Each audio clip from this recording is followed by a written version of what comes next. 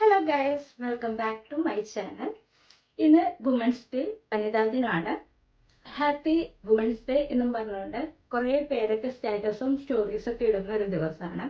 അങ്ങനെ സ്ത്രീകളെ ഓർക്കാൻ വേണ്ടിയിട്ട് ഒരു പ്രത്യേക ഒരു ദിവസം.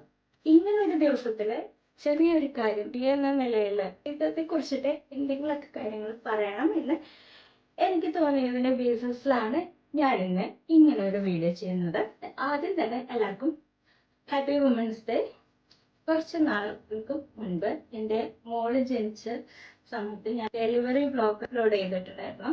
അന്ന് കുറെ പോസിറ്റീവ് റിവ്യൂസ് തന്നിരുന്നു, ഒരുപാട് സന്തോഷം.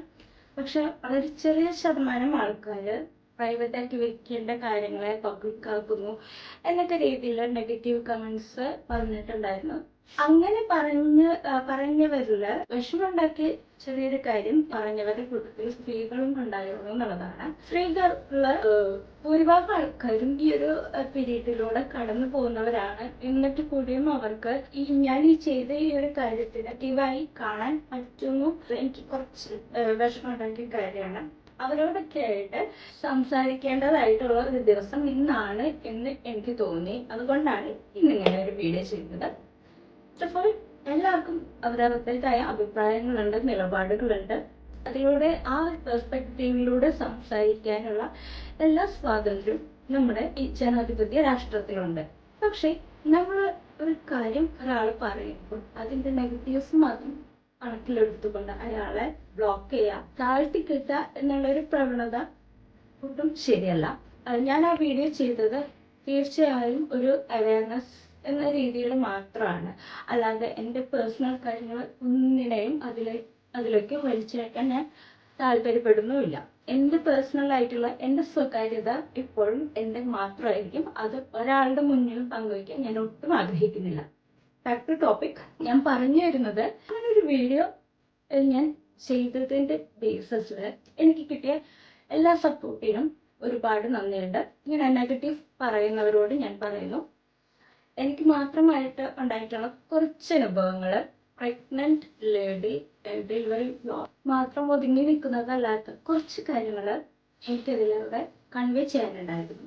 നമ്മൾ തീർച്ചയായിട്ടും ഒരു പ്രഗ്നൻസി പീരീഡ് എന്ന് പറയുന്നത് വളരെ കല്ലും മുള്ളും നിറഞ്ഞ വഴികളിലൂടെ സഞ്ചരിക്കുന്ന ഒരവസ്ഥയാണ്. നമുക്ക് മൂഡ് സ്വിങ്സ് ഉണ്ടായിരിക്കും, ശാരീരിക അസ്വസ്ഥതകൾ ഉണ്ടായിരിക്കും. ഒരു കാര്യം പോലും ചെയ്യാൻ പറ്റില്ല. ഒരു കാര്യം നല്ല പല കാര്യങ്ങളും നമുക്ക് ഒറ്റയ്ക്ക് ചെയ്യാൻ പറ്റില്ല. മറ്റുള്ളവരെ എപ്പോഴും ആശ്രയിക്കേണ്ടി വരും. എന്തെങ്കിലും ഒരു ശാരീരിക അസ്വസ്ഥത ഉണ്ടായിക്കഴിഞ്ഞാൽ നമ്മുടെ ഒരാളുടെ മാത്രം ജീവനല്ല, നമ്മൾ വേറൊരു ജീവനെ ക്യാരി ചെയ്യുന്നത് കൊണ്ട് തന്നെ ജലദോഷം വന്നാൽ പോലും മറ്റൊരു ജീവനെ കൂടി അത് ബാധിക്കും എന്ന വലിയൊരു ചിന്ത ഇപ്പോഴും നമ്മുടെ മനസ്സിലുള്ളത് കൊണ്ട് തന്നെ ഒരുപാട് കോൺഷ്യസ് ആയിരിക്കും നമ്മൾ. സോ ചെറിയൊരു തലവേദന പോലും നമ്മളെ വല്ലാതെ അലട്ടിക്കൊണ്ടിരിക്കും. അങ്ങനെ ഒരുപാട് പ്രശ്നങ്ങളിലൂടെയാണ് ഒരു പ്രഗ്നൻസി പീരീഡിൽ ഒരു സ്ത്രീ കടന്നു പോകുന്നത്. അതിപ്പോ ഫസ്റ്റ്, സെക്കൻഡ്, എത്ര ഡെലിവറി കഴിഞ്ഞവർക്കാണെങ്കിൽ കൂടി ആ ഒരു പേടി ഉണ്ടായിരിക്കും. ഇങ്ങനെ ആ ഒരു ലാസ്റ്റ് ഡേ എത്തുമ്പോൾ നമുക്കുണ്ടാകുന്ന ശാരീരിക അസ്വസ്ഥതകളും മാനസികമായിട്ടുള്ള കുറെ ഒരുക്കങ്ങളും കുറെ പേടികളും എല്ലാം തന്നെ പറഞ്ഞുകൊണ്ട് ആ ഒരു അവയർനെസ്സിന് വേണ്ടി ഞാൻ ചെയ്ത ആ വീഡിയോ. ആ പെയിൻ വന്ന ദിവസം പുലർച്ചയ്ക്ക് ഞാൻ എഴുന്നേൽക്കുമ്പോൾ എനിക്ക് ആ പെയിൻ വരുമ്പോൾ എന്നെ സംബന്ധിച്ചിടത്തോളം പുലർച്ചെയാണ് എൻ്റെ വീട്ടിൽ എൻ്റെ അച്ഛനമ്മ അനിയത്തിയാണ് ഉള്ളത്, എൻ്റെ മോനുണ്ട്. അപ്പോൾ ആ ഒരു സിറ്റുവേഷനിൽ എനിക്ക് അവരെ പരമാവധി ബുദ്ധിമുട്ടിക്കാതിരിക്കുക എന്നൊരു മൈൻഡാണ് എനിക്ക് അപ്പോൾ ഉണ്ടായിരുന്നത്. ഇത് ഒരു ബുദ്ധിമുട്ടല്ല എങ്കിൽ കൂടിയും എനിക്ക് പരമാവധി ആ ഒരു ആവശ്യമില്ലാത്തൊരു സ്ട്രെസ് അവർക്ക് ഞാനായിട്ട് കൊടുക്കണ്ട എന്നൊരു രീതിയിലാണ് ഞാൻ ആ കാര്യങ്ങൾ നോക്കിയത്. അങ്ങനെ എനിക്ക് തോന്നാൻ കാരണം, തലേ ദിവസം ഞാൻ ഹോസ്പിറ്റലിൽ ചെക്കപ്പിന് വേണ്ടി പോയതാണ്, ഫീൽ ചെയ്തതാണ് ഡോക്ടർ.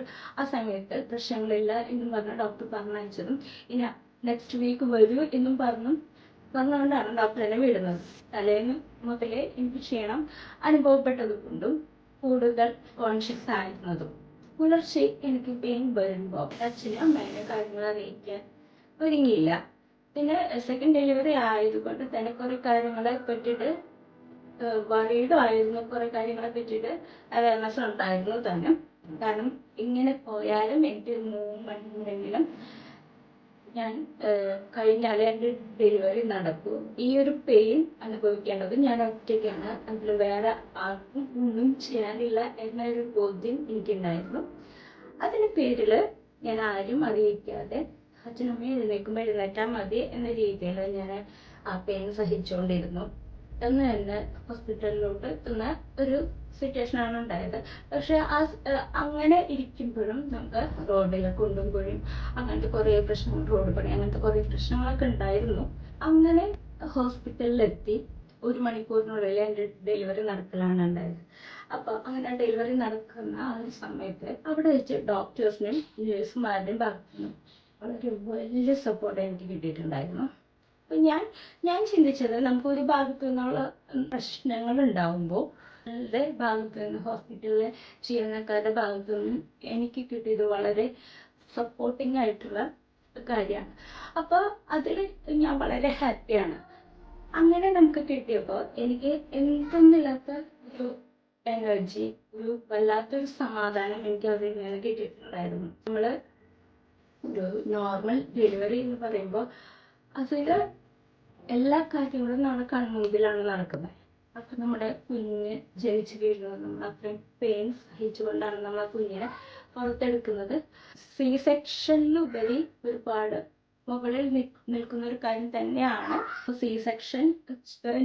ഞാൻ താഴ്ത്തി പറയുന്നതല്ല, പക്ഷേ സി സെക്ഷനെ വെച്ച് നോക്കുമ്പോൾ ഒരു നോർമൽ ഡെലിവറി ഉറപ്പായിട്ടും ഒരു പടി മുന്നിൽ നിൽക്കുന്ന കാര്യമാണ് എന്നെനിക്ക് തോന്നിയിട്ടുണ്ട്. ഇതെൻ്റെ അഭിപ്രായമാണ്. അങ്ങനെ നമ്മളൊരു കുഞ്ഞിന് ജന്മം എടുക്കുമ്പോൾ ആ ഒരു കാര്യം എനിക്ക് ഒരു അവയർനെസ് പോലെ മറ്റുള്ളവരുടെ മുമ്പിൽ പറയണം എന്ന് തോന്നി. അതാണ് ഞാൻ ചെയ്തത്. ഈ ഒരു കാര്യം ഇപ്പോഴും ഞാൻ വളരെ പ്രൗഡായിട്ട് എല്ലാവരുടെ അടുത്തും പറയാൻ ആഗ്രഹിക്കുന്ന ഒരു കാര്യമാണ്. ഇത് ഒരിക്കലും ഒരു ചെറിയ കാര്യമോ ഇത് കൊട്ടിഘോഷിക്കേണ്ടതല്ലാത്ത ഒരു കാര്യമോ ഒന്നും അല്ല. ഏതൊരു സ്ത്രീക്കും ഇപ്പം എനിക്ക് ഇങ്ങനെ ഒരു അനുഭവം ഉണ്ടായിട്ടുണ്ടെങ്കിൽ വേറൊരു സ്ത്രീയോട് ചോദിച്ചു കഴിഞ്ഞാൽ വേറൊരു തരത്തിലുള്ള അനുഭവമായിരിക്കും ഉണ്ടായിട്ടുണ്ടാവുക. സ്ത്രീകൾക്കും ഉണ്ടായിട്ടുള്ള അനുഭവങ്ങൾ എന്ന് പറയുന്നത് വേറെ വേറെ ആയിരിക്കും. സ്ത്രീയോ പുരുഷനോ ആയിക്കോട്ടെ, ഏതൊരാൾക്കും ഉണ്ടായിട്ടുള്ള അനുഭവങ്ങളെ താഴ്ത്തി കാണുന്ന ഒരു പ്രവണത അത് ശരിയല്ല എന്ന് എനിക്ക് തോന്നുന്നു. നമുക്ക് എല്ലാവർക്കും നിലപാടുകളുണ്ട്. ആ നിലപാടുകളെ മറ്റുള്ളവരുടെ അഭിപ്രായങ്ങളിൽ നിന്ന്, മറ്റുള്ളവരുടെ അറിവുകളിൽ നിന്ന് നമ്മുടെ നിലപാടുകൾ മാറ്റേണ്ടതായിട്ടുണ്ട്. എങ്കിൽ നമ്മളത് മാറ്റുന്നതാണ് ശരി എന്ന് എനിക്ക് തോന്നിയിട്ടുണ്ട്. അപ്പോൾ ഇന്നത്തെ ഒരു വീഡിയോയിൽ ഞാൻ പറയാൻ ഉദ്ദേശിക്കുന്ന ഒരു കാര്യം, അവയർനെസ്സിന് വേണ്ടി മാത്രം ഞാൻ ചെയ്തൊരു വീഡിയോ, അത് ആർക്കെങ്കിലും ഏതെങ്കിലും തരത്തിൽ ദോഷകരമായിട്ട് ബാധിച്ചിട്ടുണ്ട് എങ്കിൽ ഞാൻ തീർത്തും പറയുന്നു, ഞാൻ ഒരിക്കലും ഒരു നെഗറ്റീവ് ഇമ്പാക്റ്റ് ഉണ്ടാക്കാൻ വേണ്ടി ചെയ്തതല്ല ആ ഒരു കാര്യം. ഏതൊരു സ്ത്രീക്കും അവർക്ക് അവരുടേതായ വേദനകളും പ്രശ്നങ്ങളും സന്തോഷങ്ങളും എല്ലാം തന്നെയുണ്ട്. ഞാൻ പറഞ്ഞത് അത് എക്സാജറേറ്റ് ചെയ്ത് പറഞ്ഞതല്ല, ഒരിക്കലല്ല. അത് ഒരു ചെറിയൊരു കാര്യമോ അല്ല. ഇത്രയാണ് ഞാൻ ഇന്നത്തെ ഈ വീഡിയോയിൽ പറയാൻ ഉദ്ദേശിച്ചിരുന്നത്.